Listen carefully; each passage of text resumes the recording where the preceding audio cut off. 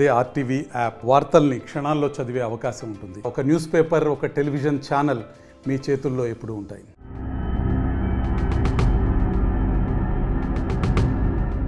అవి గ్రామీణ ప్రాంతాల్లో తడి చెత్త, పొడి చెత్త సేకరణ కోసం తీసుకున్నటువంటి యంత్రాలు. వందల కోట్ల రూపాయలు వెచ్చించి కొనుగోలు చేసిన ఆ పరికరాలు, ఆ యంత్రాలు ఇప్పుడు ఎలా ఉన్నాయి? అసలు ఏ కార్పొరేషన్ ద్వారా ఆ యంత్రాలను కొనుగోలు చేశారు? ఇంతకీ ఆ లక్ష్యం నెరవేరిందా? అధికారుల అనాలోచన నిర్ణయాలా, లేకుంటే రాష్ట్ర పాలక ప్రభుత్వాలు చేసిన తప్పిదాలా? ఇంతకీ ఏమిటా పరికరాలు? ఏ కార్పొరేషన్ నిధుల నుంచి సేకరించారు? ఇంతకీ అధికారులు ఏ ఆశయంతో వాటిని కొనుగోలు చేశారు? ఆ పరికరాలు ఎలా ఉన్నాయి అన్నటువంటి విషయం పైన అక్కడికే వెళ్ళి చూసే ప్రయత్నం చేద్దాం.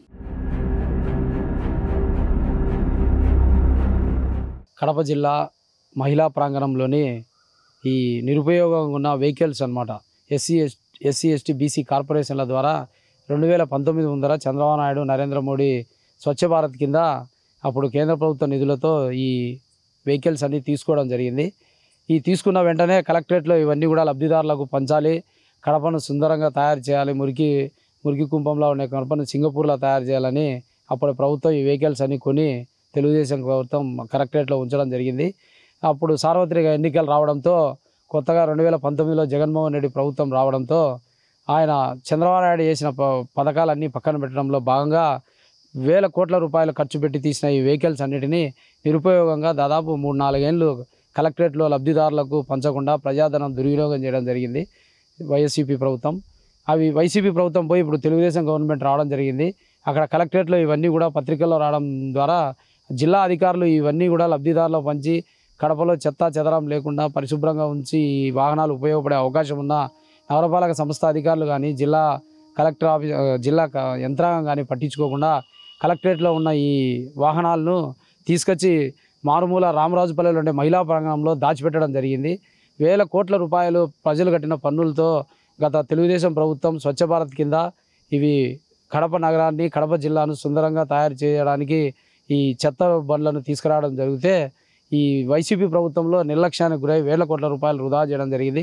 ఇప్పుడు వచ్చిన తెలుగుదేశం గవర్నమెంట్ అయినా ఈ ప్రజాధనాన్ని దుర్వినియోగం కాకుండా వెంటనే వీటిని తీసుకొని వీటిని ఉపయోగంలోకి తీసుకొచ్చి కడప నగరంలో చెత్త చెదారం లేకుండా తీసేసే ఈ మంచి వాహనాలను ఉపయోగంలోకి తీసుకొచ్చి ప్రజాధనాన్ని ఉపయోగంలోకి తేవాలని ఈ సందర్భంగా జిల్లా కలెక్టర్ గారిని, స్థానిక ఎమ్మెల్యే గారు కూడా కరోనా టైంలో లేదా మిగతా టైంలలో ఇక్కడ పరిశీలించడం జరిగింది.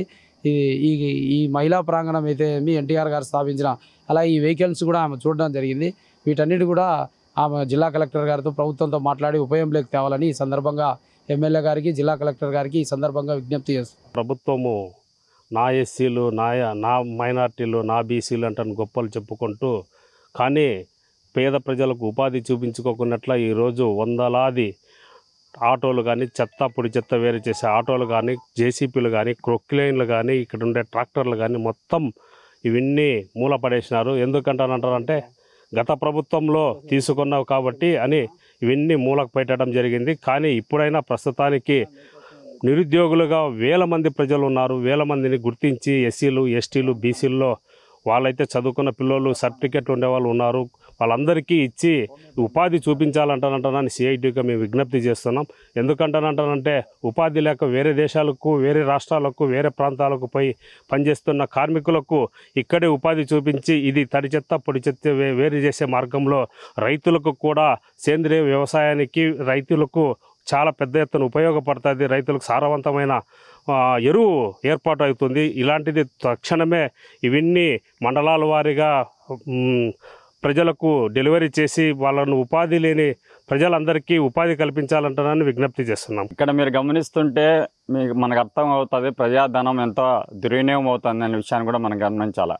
ఎస్సీ ఎస్టీ సబ్ ప్లాన్లో ఎస్సీలకు సంబంధించి చదువుకొని నిరుద్యోగులు ఉండే వారందరికీ కూడా వారి కుటుంబాలలో ఆనందం చూడడం కోసం ఈ రాష్ట్ర ప్రభుత్వం, గత ప్రభుత్వాలు ఇక్కడ అన్నీ కూడా గ్రామీణ ప్రాంతాలలో పారిశుద్ధ్యం శుద్ధి చేయడం కోసం యంత్రాంగాలను కూడా తీసుకొచ్చారు. తడి చెత్త పొడి చెత్త పేరుతో ఆ యంత్రాలన్నీ కూడా ఇప్పుడున్న ప్రభుత్వం ఆ రోజు తెచ్చింది కాబట్టి గత ప్రభుత్వాన్ని పంచడానికి ఇష్టం లేకుండా అవన్నీ కూడా ఇలా ప్రభుత్వ రంగ సంస్థ స్థలంలో తీసుకొచ్చి పెట్టారు. అవన్నీ కూడా తిప్పిపడుతున్నాయి. ప్రజాధనం ఎంత దుర్వినియోగం అవుతుందనే విషయాన్ని కూడా మనం ఆలోచించాల్సిన అవసరం ఉంది. దీంట్లో ఒక పెద్ద కుంభకోణం కూడా ఉంది. ఇప్పటికి కూడా 97 కోట్ల రూపాయల డబ్బులు కెనెటిక్ ఎలక్ట్రికల్ సంబంధించిన షోరూమ్కి డబ్బులు ఇచ్చేంత వరకు వెహికల్స్ డెలివరీ ఇవ్వకున్నా కూడా ఆ డబ్బులు ఆల్రెడీ ముందే పేమెంట్ చేసినారంటే వీళ్ళ కమిషన్ల కోసం ఈ రాష్ట్ర ప్రభుత్వము ఎంతైనా చేస్తుందనే విషయాన్ని కూడా గుర్తుపెట్టుకోవాలి. ఈ పెద్ద అవినీతి పైన తక్షణము విచారణ జరిపించి దోషులుగా ఉండే వాళ్ళందరినీ కూడా చూడాలి. దీన్ని ప్రధానంగా కలెక్టర్ గారిని బాధ్యుడు చేస్తే అప్పుడు ఈ విషయం అంతా కూడా బయటకు వస్తుంది. కలెక్టర్ గారు చూస్తూ ఉండి కూడా ఇవి ఎందుకు పంచలేదు అనేది కూడా మనం అడుగుతున్నాం. ఒకవైపున ఇవాళ ప్రభుత్వ రంగ సంస్థలు ఎక్కడ కూడా ఫ్యాక్టరీ లేవు కాబట్టి రిజర్వేషన్ అమలు కావట్లేదు. అనేక వేలాది ఎస్సీ ఎస్టీ బ్లాక్ లాక్ పోస్టులన్నీ కూడా పెండింగ్ ఉన్నాయి. ప్రైవేట్ రంగ సంస్థలు కూడా ఈ జిల్లాలో ఏం చెప్పుకోదగ్గలేవు. ఇలాంటి చిన్న చిన్న యంత్రాలన్నా ఇచ్చి ఆ కుటుంబాలకు ఉపాధి చూపించడం కోసం ఉపయోగపడే యంత్రాలను కూడా ఇవాళ ఇవ్వలేదంటే ఈ జిల్లాలో కుల వివక్షత ఏ విధంగా ఉండదు, అట్లాగే ఎస్సీ ఎస్టీ పైన ఈ రాష్ట్ర ప్రభుత్వానికి ఎంత ప్రేమ ఉండదు అన్నదో ఇక్కడే చూస్తే మనకు అర్థమవుతుందని కూడా ఉంది. ఇప్పుడైనా తక్షణం ఈ రాష్ట్ర ప్రభుత్వం జోక్యం చేసుకునే అది సెల్ఫ్ హెల్ప్ గ్రూపులకు సంబంధించిన ఇస్తావా, లేదా ఎస్సీ ఎస్టీ సబ్ ప్లాన్ కింద ఎవరైతే నిరుద్యోగులుగా ఉండి ఉపాధి లేకుండా ఉంటారో మేము ఇంట్రెస్టెడ్గా ఉంటామని చెప్తారో వాళ్ళందరికీ కూడా ఇచ్చి దాని తక్షణము మైనర్ రిపేర్లు చేపిస్తే తిరిగి వాడకంలోకి వస్తాయి.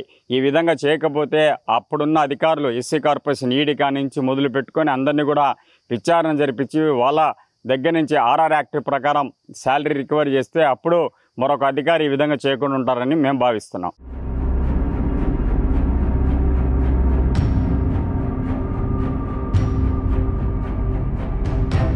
గ్రామీణ ప్రాంతాల్లో తడి పొడి చెత్త సేకరణ కోసం అప్పటి రాష్ట్ర ప్రభుత్వం ఏదైతే 2019కి ముందు ఉన్నటువంటి టీడీపీ ప్రభుత్వం కోట్లాది రూపాయలు వెచ్చించి ఏదైతే ఎలక్ట్రానిక్ పరికరాలను సేకరించింది. అయితే ఎస్సీ కార్పొరేషన్ నిధుల్లో వీటిని పరికరాలను ఏదైతే యంత్రాలను కూడా కొనుగోలు చేయడం జరిగింది. ప్రస్తుతం మనం ఇక్కడ ఉన్న ఈ వాతావరణం ఇక్కడ చూడొచ్చు, ప్రధానంగా గమనించవచ్చు.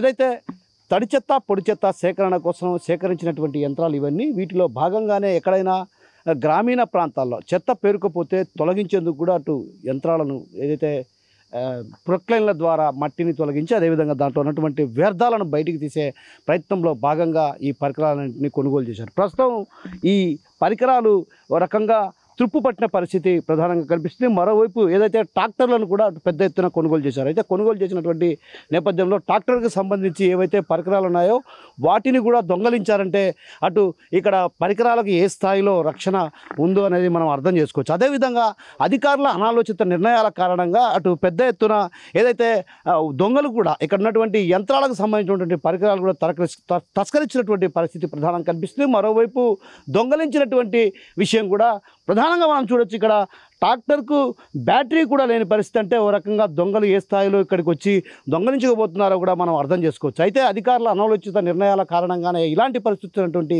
వాదనలు ఓవైపు వినిపిస్తుంటే, మరోవైపు గత టీడీపీ ప్రభుత్వం ఏదైతే ఈ తడి చెత్త పొడి చెత్త సేకరణ కోసం తీసుకున్నటువంటి పరికరాలను అటు రాష్ట్ర ప్రభుత్వం ఆ తర్వాత వచ్చినటువంటి వైసీపీ ప్రభుత్వం వీటిపైన ప్రత్యేకమైన దృష్టి సారించలేనటువంటి విమర్శలు కూడా వ్యక్తం అవుతున్నాయి. ఎందుకంటే ప్రధానంగా ఏదైతే చంద్రబాబు ఏదైతే పథకాలు పెట్టారో ఆ పథకాలకు త్రిలోదకాలు పలికారన్నటువంటి విమర్శలు కూడా వ్యక్తం అవుతున్న పరిస్థితి. ఆ క్రమంలోనే ఈ పరికరాలు కూడా ఒక్కసారిగా కూడా అటు కలెక్టరేట్లో ఉంచడం జరిగింది. కలెక్టరేట్లో ఎవరైతే నిరుద్యోగ యువత ఎవరైతే ఉన్నారో గ్రామీణ ప్రాంతాల్లో వారికి ఉపాధి కల్పించే దిశగా అడుగులు వేయాలన్నటువంటి సంకల్పంతో స్వచ్ఛ భారత్లో భాగంగానే ఈ పరికరాలను కొనుగోలు చేశారు. అయితే ఈ పరికరాలను ఎస్సీ కార్పొరేషన్ ద్వారా కొనుగోలు చేసి అదేవిధంగా సబ్సిడీ కింద 2 లక్షల రూపాయలతో కూడా వీటిని కొనుగోలు చేశారు. ఒక్కొక్క ఆటోను 2 లక్షల రూపాయలు వెచ్చించి కొనుగోలు చేయడం జరిగింది. అయితే 1 లక్ష రూపాయలు సబ్సిడీ తర్వాత 1 లక్ష రూపాయలు కట్టుకునే విధంగా ఎవరైతే ఎస్సీకి సంబంధించినటువంటి నిరుపేదలు ఉన్నారో వారికి నిరుద్యోగ యువతకు వీటిని ట్రాక్టర్లను సరఫరా చేసి అక్కడటువంటి తడి చెత్త పొడి చెత్త సేకరించాలన్నటువంటి సంకల్పంతో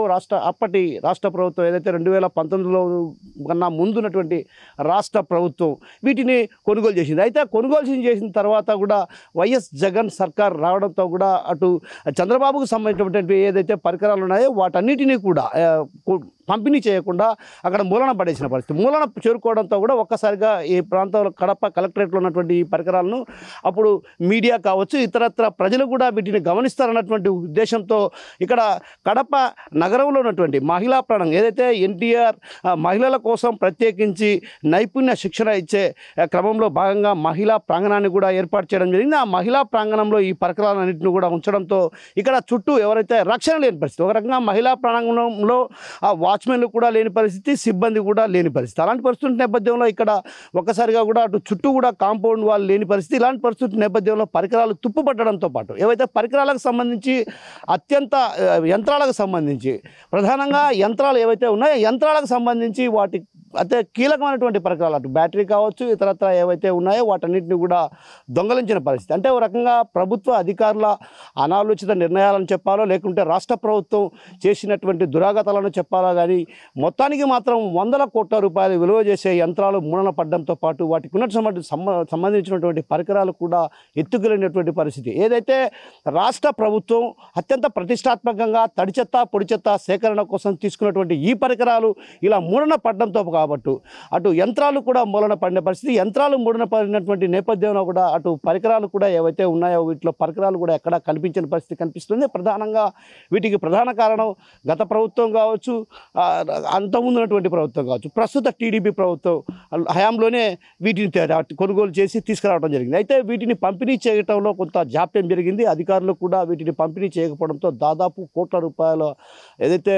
ప్రజాధనం దుర్వినియోగం అయ్యిందనే చెప్పవచ్చు. ఎందుకంటే ప్రజలు పన్నుల రూపంలో చెల్లించేటువంటి ఏదైతే ఆ డబ్బులతో ఇక్కడ ఎస్సీ కార్పొరేషన్ నిధులతో దాదాపు 100 కోట్ల రూపాయలు వెచ్చించి వీటిని కొనుగోలు చేశారు. అయితే ఎస్సీలకు ఉపయోగపడే విధంగా వీటిని ఇవ్వాలన్నటువంటి యోచన ఏదైతే గ్రామీణ ప్రాంతాల్లో ప్రధానంగా చెత్త సేకరణ తడి చెత్త పొడి చెత్త సేకరణ చేసి ఆ తర్వాత వాటిని ఎరువులుగా తయారు చేసి రైతులకు సరఫరా చేయాలన్నటువంటి ఉద్దేశం ఒక గొప్ప సంకల్పం అయినప్పటికీ కూడా ఆ సంకల్పాన్ని అడుగులు వేసే దిశగా కూడా ఏదైతే టీడీపీ ప్రభుత్వం 2019లో అధికారం కోల్పోయాక వైసీపీ ప్రభుత్వం అధికారంలోకి వచ్చింది. అయితే అధికారంలోకి వచ్చిన తర్వాత చంద్రబాబు ఏదైతే వీటిని కొనుగోలు చేశారు కాబట్టి వీటిని సరఫరా చేయకూడదు అన్నటువంటి ఒక కక్ష సాధింపు చర్య ధోరణిలో భాగంగానే ఇలాంటి చర్యలకు పాల్పడ్డారని గతంలో కూడా టీడీపీ నేతలు పలుసార్లు విమర్శలు చేశారు. అయితే విమర్శలు చేసినటువంటి టీడీపీ నేతలు కానీ ఇక్కడ ఉన్నటువంటి ఈ పరికరాలపై ఎందుకు దృష్టి పెట్టడం లేదో తెలియని పరిస్థితి. మరోవైపు ఏదైతే ఇప్పటికైనా ఏదైతే వీటిలో ఉన్నటువంటి యంత్రాలకు సంబంధించి ముఖ్యమైన పరికరాలు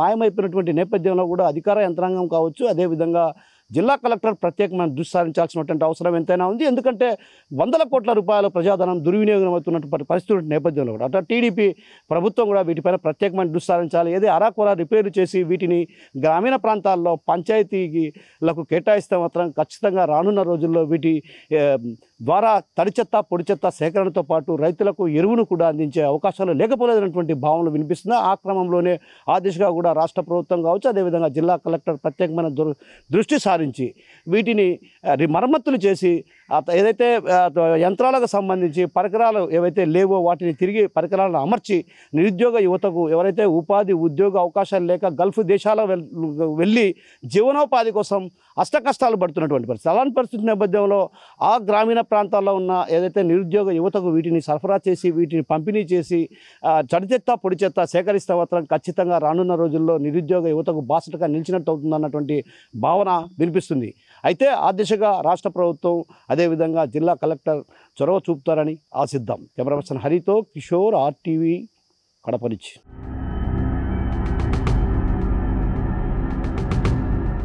హైదరాబాద్ సుచిత్ర సర్కిల్ కి ఒక విశేషం. మీ లలిత జ్యువెలరీ సుచిత్ర సర్కిల్ కి వచ్చేసింది. ఆగస్టు 18న బ్రహ్మాండమైన ప్రారంభోత్సవం. Lalitha jewellery, A block, Green Park Avenue, Suchitra road. మీ లలిత జ్యువెలరీలో ధరలు చెక్ చేయండి. డబ్బులు చాలా చాలా ఆదా చేస్తారు. డబ్బులు ఎవరికి ఊరికే రావు.